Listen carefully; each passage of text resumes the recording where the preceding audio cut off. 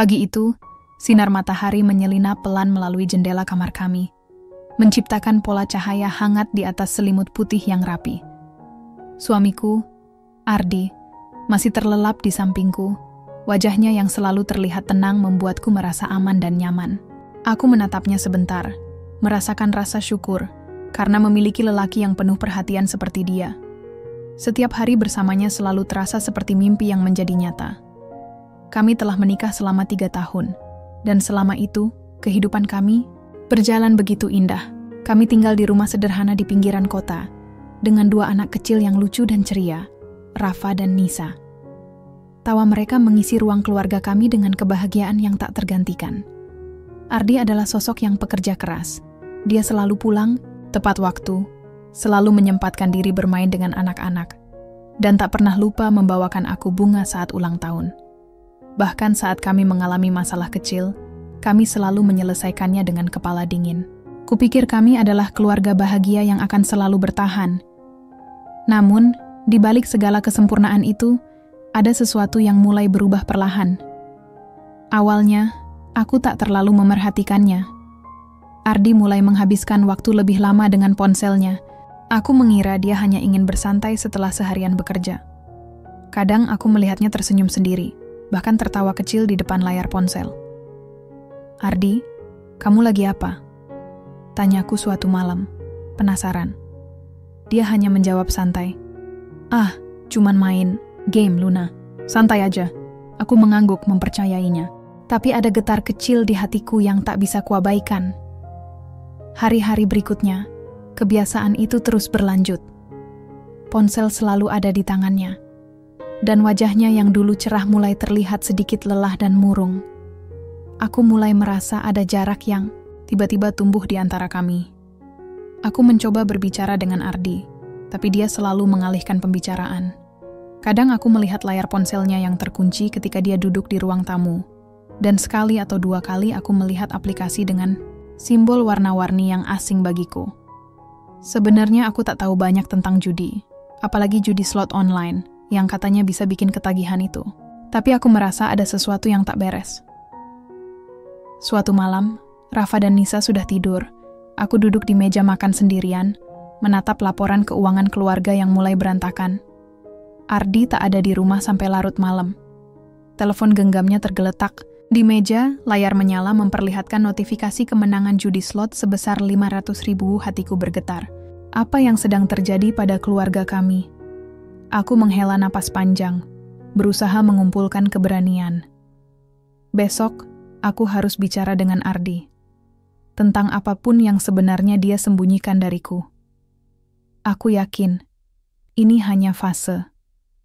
Aku yakin kami bisa melewatinya bersama. Tapi aku belum tahu. Badai yang akan datang jauh lebih besar dari yang pernah kubayangkan. Hari-hari berlalu, dan perasaan gelisah dalam dadaku semakin kuat. Aku mencoba mengabaikannya, berharap semuanya akan kembali seperti semula. Tapi kenyataan berkata lain. Ardi mulai pulang larut malam. Kadang aku menunggu di depan pintu, berharap melihat senyum khasnya yang dulu selalu membuat hatiku tenang. Tapi yang datang hanyalah sosok lelaki yang terlihat letih, dengan mata merah dan bibir yang kering. "Kenapa kamu pulang terlambat terus?" Tanyaku sekali waktu, mencoba menyembunyikan kekhawatiranku. Dia hanya mengangkat bahu. "Ada kerjaan." "Luna, kamu jangan banyak tanya. Aku tahu itu bukan jawaban yang sebenarnya, tapi aku tak bisa memaksa. Aku masih mencintainya, dan aku ingin percaya bahwa dia tidak akan menyakitiku. Tapi semakin lama, aku mulai merasakan ada sesuatu yang hilang." Suara tawa di rumah yang dulu riang mulai berubah jadi ketegangan yang tak terlihat. Rafa dan Nisa mulai bertanya kenapa ayahnya sering marah tanpa alasan, kenapa ayahnya sibuk dengan ponselnya, dan kenapa uang jajan mereka tiba-tiba jadi berkurang. Aku mencoba menutupi semuanya dengan senyum, tapi aku juga mulai kehilangan kendali. Suatu sore, aku menemukan sesuatu yang membuat hatiku hancur. Aku membersihkan kamar Ardi dan tanpa sengaja menemukan kwitansi pembayaran untuk aplikasi judi online. Angka yang tertera membuatku terpaku. Jumlahnya cukup besar, uang yang seharusnya untuk kebutuhan keluarga. Hatiku berteriak, tapi aku tetap berusaha tenang. Aku harus bicara dengan Ardi, tapi bagaimana caranya? Aku takut kehilangan dia. Takut jika kenyataan ini terlalu berat untuk kami hadapi. Aku mencoba memanggilnya saat dia masuk ke kamar. Ardi, kita perlu bicara.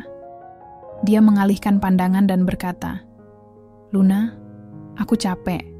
Nanti saja ya. Namun, aku tahu nanti yang dia maksud mungkin tak akan pernah datang. Malam itu aku duduk termenung, memikirkan masa depan kami.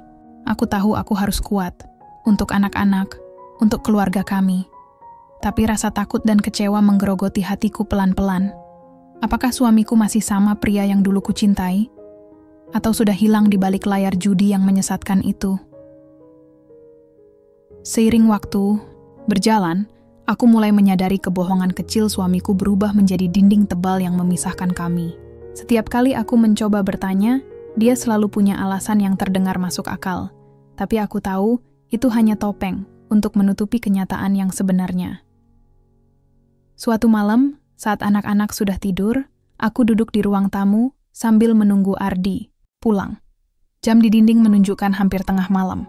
Hati ini penuh kecemasan. Ketika pintu rumah akhirnya terbuka, yang masuk bukanlah Ardi yang kukenal. Dia tampak berbeda, lelah, gelisah, dan sedikit gugup. Aku pulang, katanya dengan suara serak.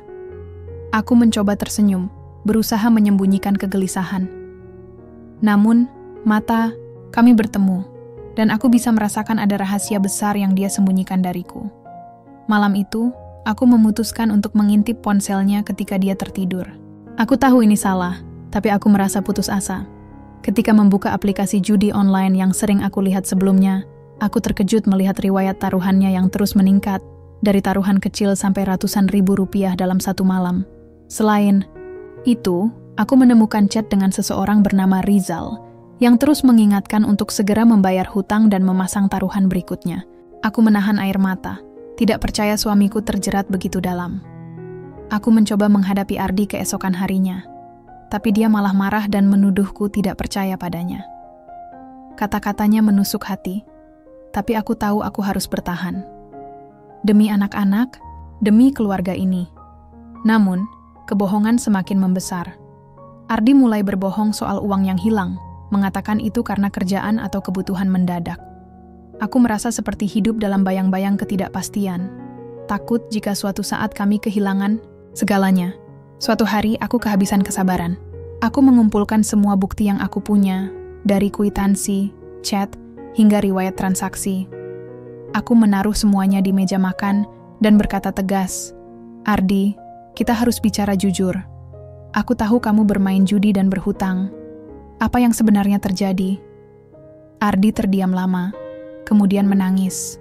Suaranya bergetar saat ia mengaku tidak bisa berhenti. Merasa terjebak dalam lingkaran setan yang membuatnya sulit keluar. Malam itu, aku melihat sisi lain dari suamiku yang selama ini tersembunyi. Seorang pria yang rapuh, takut, dan bingung. Aku tahu perjuangan kami baru saja dimulai. Setelah malam itu, aku berharap Ardi akan berubah. Aku berharap dia bisa bangkit dari jurang yang semakin dalam itu. Namun kenyataannya jauh lebih pahit dari yang aku bayangkan. Setiap hari aku melihatnya tenggelam lebih dalam dunia judi slot yang menyesatkan. Uang yang dulu kami simpan untuk masa depan anak-anak kini habis dalam hitungan menit di layar ponselnya. Aku mencoba mengingatkan, memohon, bahkan menangis meminta dia berhenti. Tapi semuanya seolah menjadi suara yang hilang di angin. Ardi semakin sering pulang terlambat, bahkan kadang tak pulang sama sekali. Saat aku tanya, jawabannya selalu samar, alasan kerja lembur yang tak jelas. Aku tahu itu hanya penipuan yang menyakitkan. Rafa dan Nisa mulai merasakan ketegangan di rumah. Mereka jadi lebih pendiam, takut untuk bertanya. Malam-malam mereka sering terbangun karena suara pertengkaran kami. Aku merasa bersalah melihat anak-anak terluka tanpa bisa aku hindari. Di balik pintu tertutup, aku berjuang sendiri mengatur keuangan, keluarga yang kacau balau. Tagihan menumpuk, hutang di sana-sini, dan aku harus menutupi semuanya agar anak-anak tidak terlalu terpukul.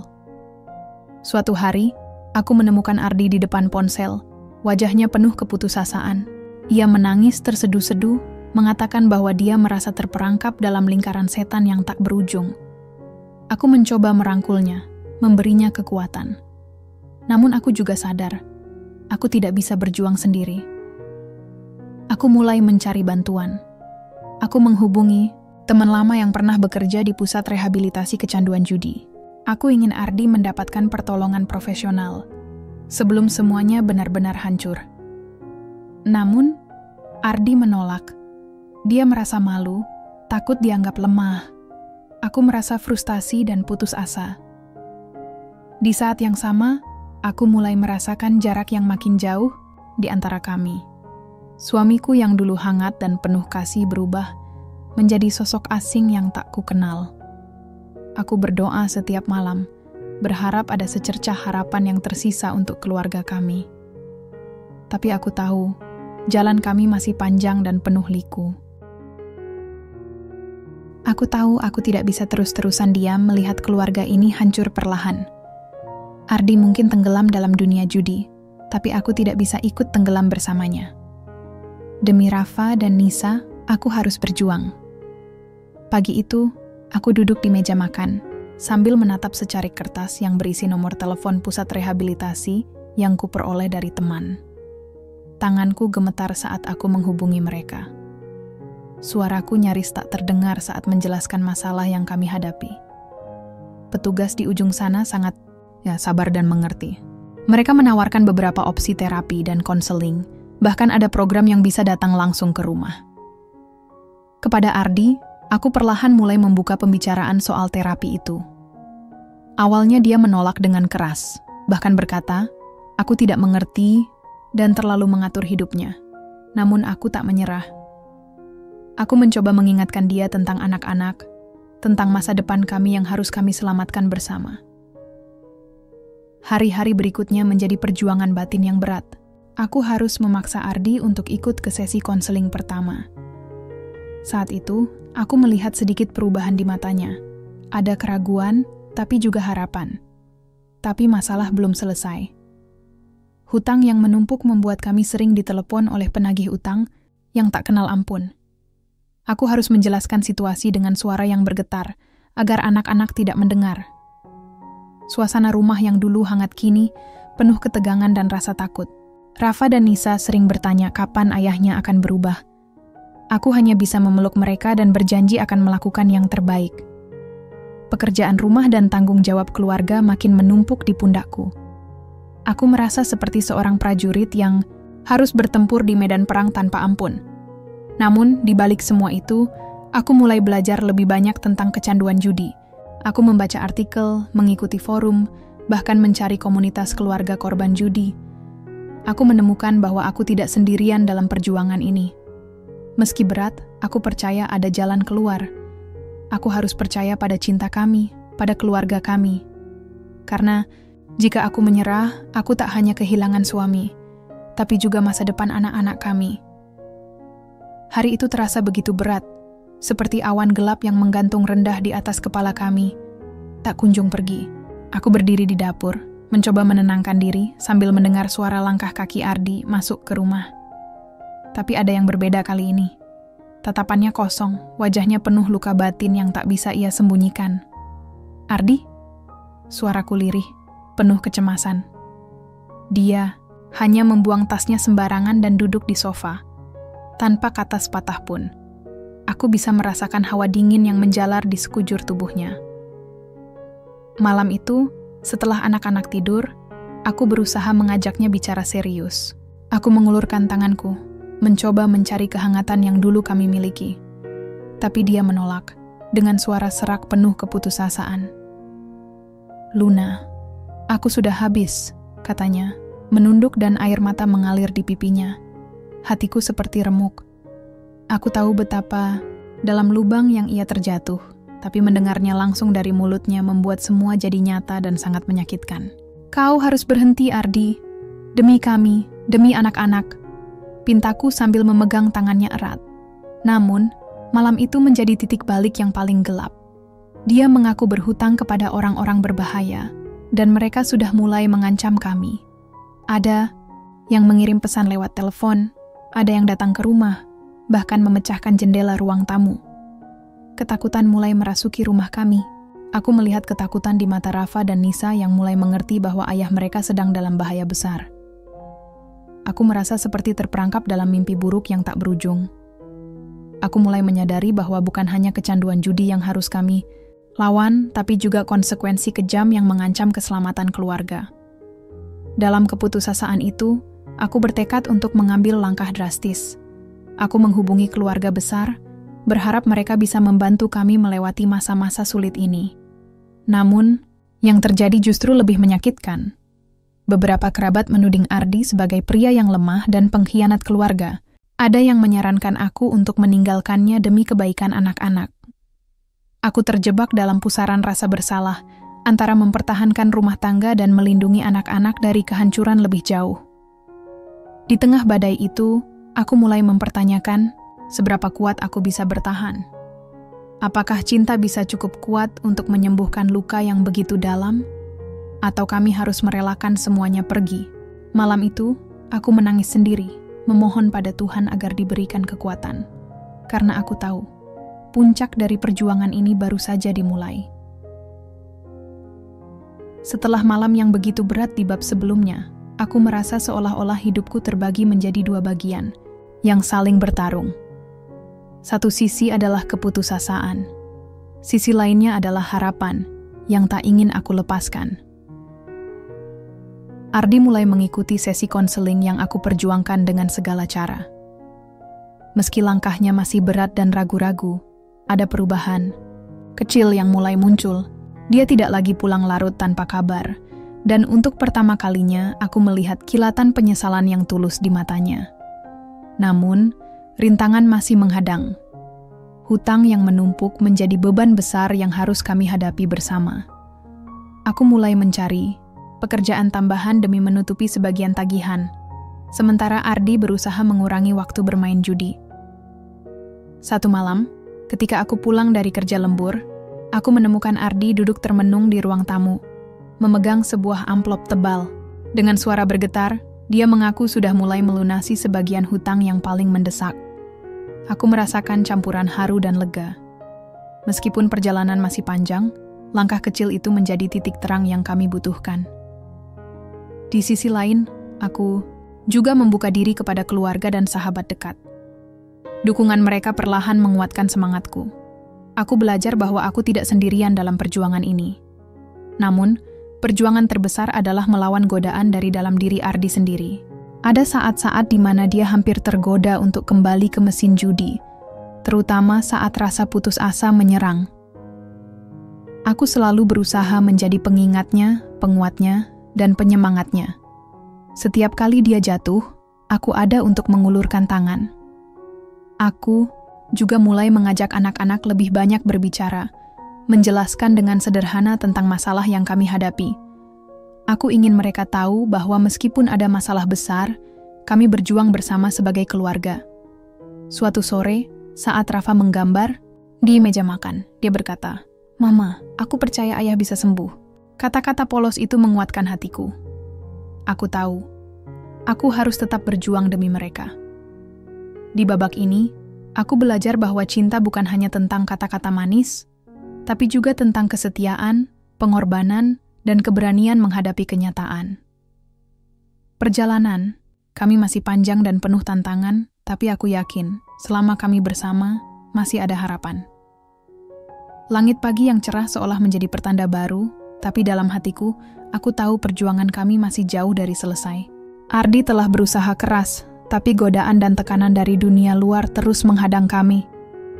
Beberapa kali Ardi mendapatkan telepon dari orang-orang yang menagih hutangnya dengan nada kasar dan ancaman yang membuat jantungku berdegup kencang. Aku tahu, itu bukan hanya soal uang, tapi juga soal keselamatan kami. Malam itu, kami duduk bersama di ruang tamu, membicarakan langkah-langkah yang harus diambil agar hutang itu bisa segera lunas. Aku merasakan beban yang sama berat di pundak kami berdua. Aku mulai bekerja lebih keras, mengambil proyek tambahan demi menambah pemasukan. Anak-anak aku titipkan pada nenek mereka agar aku bisa fokus. Namun, tekanan itu juga membuat Ardi kadang murung dan kehilangan arah. Aku melihatnya berjuang melawan bayang-bayang masa lalu yang terus menghantui.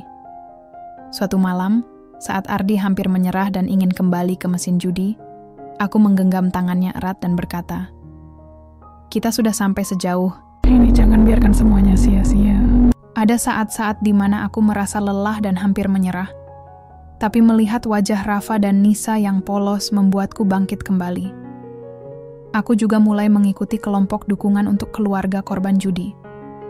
Bertemu orang-orang yang memiliki pengalaman serupa memberiku kekuatan dan strategi baru untuk menghadapi masalah ini. Namun, di tengah usaha keras kami, sebuah kenyataan pahit menghampiri. Ardi jatuh sakit karena stres dan kelelahan. Dokter mengatakan bahwa dia perlu istirahat total, tapi aku tahu istirahat itu sulit jika godaan dan tekanan tidak berhenti. Aku mulai merasa takut kehilangan dia, bukan hanya sebagai suami, tapi sebagai ayah bagi anak-anak kami. Di titik ini, aku menyadari bahwa perjuangan melawan kecanduan judi bukan hanya soal mengatasi kebiasaan buruk, tapi juga soal menjaga kesehatan mental dan fisik. Aku berdoa agar kami bisa melewati masa-masa sulit ini bersama dan berharap bahwa harapan yang kami tanam tidak akan pernah layu. Setelah melewati badai yang begitu panjang, aku mulai melihat secercah harapan yang makin terang. Ardi perlahan menunjukkan perubahan nyata, bukan hanya dalam sikap, tapi juga dalam hatinya. Sesi terapi yang rutin, dukungan dari keluarga, dan komitmen kami untuk memperbaiki semuanya mulai menampakkan hasil. Namun, aku sadar, perubahan terbesar harus datang dari dalam dirinya sendiri. Suatu hari, aku menemukan sebuah surat yang Ardi sembunyikan. Awalnya aku takut, tapi setelah membacanya, aku tahu ini adalah kunci untuk menyelamatkan kami. Dalam surat itu, Ardi mengaku bahwa ada alasan yang lebih dalam di balik kecanduannya. Tekanan pekerjaan, rasa tidak percaya diri, dan luka lama yang selama ini dia pendam. Judi bukan sekadar pelarian, tapi sebuah cara bodoh untuk merasa hidup. Aku merasa tersentuh dan semakin mengerti betapa beratnya beban yang dia tanggung selama ini. Kami berbicara panjang malam itu, membuka hati satu sama lain untuk pertama kali setelah sekian lama. Namun, plot twist yang tak terduga datang saat aku menemukan fakta bahwa tidak semua hutang itu datang dari judi. Ternyata, ada pihak lain yang selama ini diam-diam memperbesar masalah kami. Seorang teman yang awalnya tampak peduli, ternyata memanfaatkan situasi untuk keuntungan pribadi. Aku dan Ardi sepakat untuk menghadapi kenyataan itu bersama. Kami tidak hanya berjuang melawan kecanduan, tapi juga melawan pengkhianatan yang mengancam keluarga kami. Dengan bantuan hukum dan dukungan orang-orang terdekat, kami mulai menuntaskan persoalan ini satu persatu. Rasanya seperti beban berat perlahan terangkat dari pundak kami. Aku melihat Ardi semakin kuat, dan aku pun belajar bahwa cinta sejati adalah tentang menerima, memaafkan, dan berjuang bersama melewati gelap. Meski jalan masih panjang dan penuh rintangan, aku percaya bahwa keluarga kami masih bisa diselamatkan. Hari-hari setelah badai memang tak selalu cerah, tapi kini aku dan Ardi mulai belajar menikmati mentari yang muncul perlahan di balik awan kelabu. Proses penyembuhan berjalan tidak mudah, tapi komitmen kami untuk berubah membuat segalanya terasa berarti. Ardi sudah jauh meninggalkan mesin judi, dan setiap hari dia berusaha membangun kembali kepercayaan yang pernah retak. Aku pun mulai merasakan beban yang selama ini aku pikul sedikit demi sedikit terangkat. Melihat dia ikut membantu mengurus anak-anak dan memperbaiki kondisi rumah membuat hatiku hangat kembali. Keluarga besar juga mulai menerima dan memberikan dukungan yang tulus. Perlahan, hubungan kami yang sempat renggang mulai diperbaiki dengan penuh kesabaran dan pengertian. Suatu sore, aku duduk bersama Ardi di teras rumah sambil menatap Rafa dan Nisa bermain di halaman. Aku tersenyum, merasakan kedamaian yang sudah lama hilang. "Luna, aku berterima kasih karena kau tidak pernah menyerah padaku," katanya pelan, memegang tanganku erat. Aku menatap matanya, dan aku tahu, meski perjalanan kami masih panjang, kami siap menjalani lembaran baru ini bersama. Aku percaya, setiap luka bisa sembuh, setiap kesalahan bisa diperbaiki, asalkan ada cinta dan niat yang tulus. Kini aku tidak hanya melihat Ardi sebagai suami, tapi juga sebagai sahabat, partner, dan ayah yang berjuang bersama untuk keluarga kecil kami. Kami tidak lagi takut menghadapi masa depan, karena kami tahu, apapun yang terjadi, kami akan melewatinya bersama.